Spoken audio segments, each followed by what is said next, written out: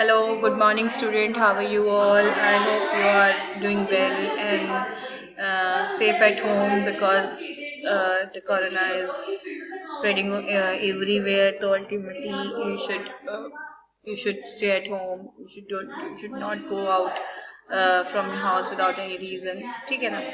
चलो, welcome back to in my class. ठीक है, I am CS Nupurarua, assistant professor in SGCC, and we are discussing your income tax. ठीक है, and in the last few classes we already discussed that क्या आपका income from PGBP, and we already discussed that क्या आपका lots of section ठीक है, in which the क्या आपका basis of charges, the meaning of क्या आपका lots of thing, and the क्या आपका depreciation we already discussed the क्या आपका depreciation ठीक है, section 31 32 all the क्या आपका things we already discussed. ठीक है ना?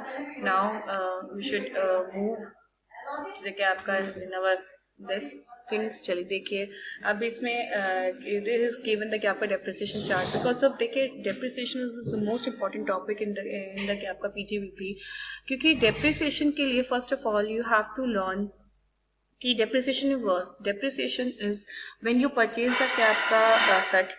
ठीक है, अब वो लैंड हो, बिल्डिंग हो, कोई भी चीज हो, definitely when you use the क्या आपका थिंग, तो इट मस्ट बी क्या आपका डेप्रिशिएटेड तो डेफिनेटली फॉर द क्या आपका ड्यू टू द क्या आपका डेप्रिसिएशन. ठीक है, यू हैव टू क्या आपका क्लेम द क्या आपका अमाउंट. ठीक है, ऑन द असेट. ठीक है, विच ऑलरेडी क्या आपका डेप्रिशिएटेड. आ रही मेरी बात समझ में? तो इसके लिए हेयर्स द गिवन द क्या आपका चार्ट. ठीक है, तो डिफरेंट बिकॉज ऑफ क्या आपका when you are make the क्या आपका डेप्रिसिएशन चार्ट. ठीक है, व्हेन द क्या आपका एवरी स्टूडेंट व्हेन द क्या आपका मेक द चार्ट, तो डेफिनेटली देयर इज क्या आपका दिस 13 ब्लॉक ऑफ द क्या आपका डेप्रिसिएशन. क्योंकि मैं आपको बता दूं जितनी भी आपकी डिफरेंट असेट्स होती हैं they are not covered in the one block. की आपने सबको क्या क्या इकट्ठा किया और एक जगह डाल दिया, कोई आसानी नहीं हो रही है. आ रही मेरी बात समझ में? यहाँ पर क्या होता है आपका अलग अलग तरीके से क्या किया जाता है, डेप्रिसिएशन लगता है. तभी लॉ ने क्या दे रखे हैं यहाँ पर 13 ब्लॉक दे रखे हैं, जिसमें से 12 ब्लॉक तो आपके किसके हैं, टेंजिबल एसेट्स के, और 13वां ब्लॉक आपका इंटेंजिबल एसेट्स का है, जिसमें गुडविल, पेटेंट, कॉपीराइट ये सब जाता है. और उसके ऊपर जो डेप्रिसिएशन रेट है वो क्या फिक्स है, नीचे गिवन है 25%. इसके अलावा जो 12 ब्लॉक हैं, 12 ब्लॉक के अंदर आपकी असेट्स जाती हैं, लाइक क्या कहते हैं प्लांट मशीनरी आपके, जिसके ऊपर रेट ऑफ जिस प्लांट मशीनरी के ऊपर सेम रेट ऑफ डेप्रिसिएशन होता है वो एक ब्लॉक में जाता है, जिसके ऊपर सेम होता है वो एक ब्लॉक में जाता है, और जिन पे अलग अलग है उनके लिए अलग अलग क्या बनते हैं, आपके ब्लॉक्स बनते हैं. ठीक है, क्लियर हो गया? तो इस तरीके से यहाँ पे इन्होंने क्या कर रखा है, दे रखा है. जैसे कि देखो आप खुद देख सकते हैं. वैसे अब ये क्या कहते हैं 13 से हटकर कम रह चुके हैं. देखिए यहाँ पे 3 3 6 और 2 11 3 3 6 2 9 रह चुके हैं.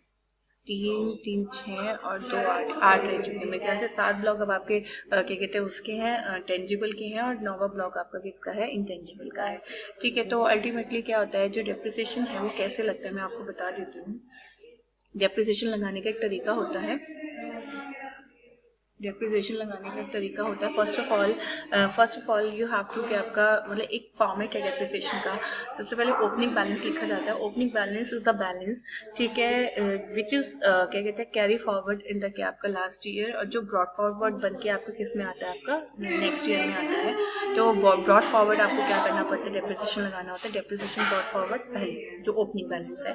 फिर उसमें जितनी भी नई परचेजेस होती हैं उस मशीनरी, उस रेट ऑफ डेप्रिसिएशन वाली मशीनरी की, प्लांट की, जिसकी भी. ठीक है, क्या कहते हैं उसको क्या किया जाता है, ऐड ऑन किया जाता है. और अगर उसमें से कुछ उस साल बिकता है तो वो आपको क्या करना होता है, माइनस करना होता है. प्लीज बात मत करो.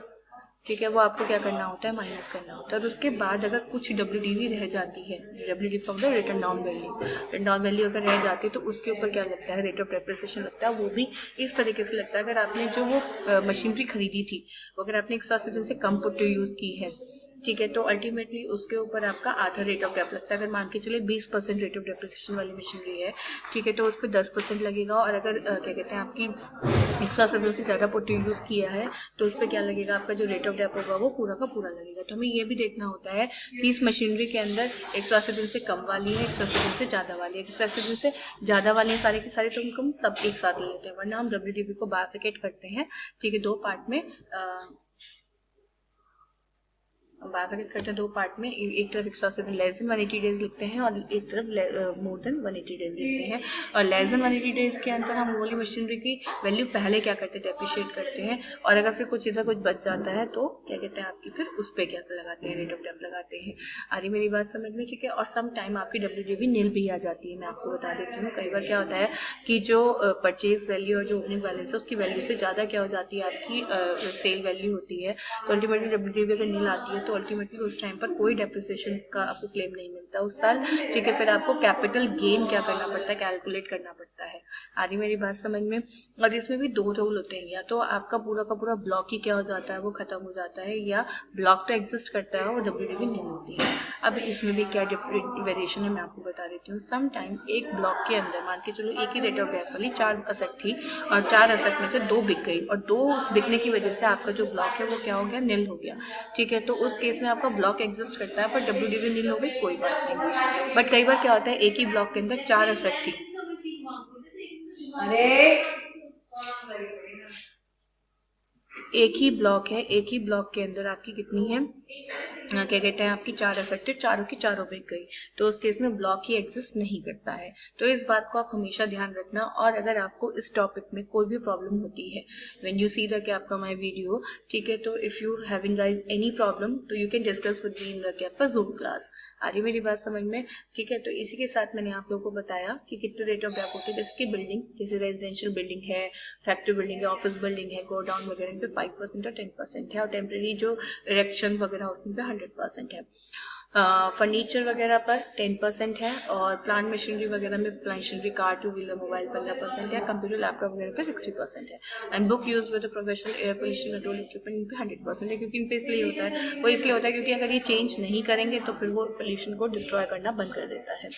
इंटेंजिबल एसेट पे I already discuss with you guys is 25%। आ रही मेरी बात समझ में। तो इस तरीके से आपकी क्या होती है डेप्रिसिएशन, ये चार्ट है, और डेप्रिसिएशन इस तरीके से क्या किया जाता है आपके ऊपर लगाया जाता है। इनफैक्ट बल्कि मैं आपको बता दूं कि जो मशीनरी नहीं होती है उसके ऊपर उस साल डेप्रिसिएशन ये तो मिलता है जो नॉर्मल डेप्रिसिएशन रेट है, बल्कि एडिशनल डेप्रिसिएशन भी मिलता है, क्या कहते हैं, पर उसके लिए कुछ कंडीशंस हैं जो definitely I will discuss with you guys in the क्या आपका नेक्स्ट क्लास, ठीक है।